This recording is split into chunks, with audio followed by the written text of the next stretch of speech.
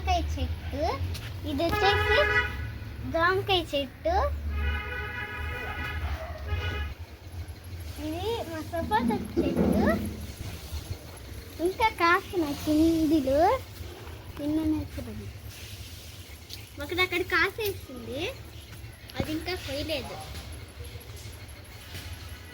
ఇదండి ఇది మ్యాంగో చెట్టు. ఇదండి ఇది కూడా నిమ్మకాయ చెట్టు, అది కరేపాకు. ఇదైతే పొలము. ఇక్కడ ఒక తాటికాయ చెట్టు ఉండేది, దానికి అసలుకి తాటికాయ రావట్లేదు. Guys see you next video.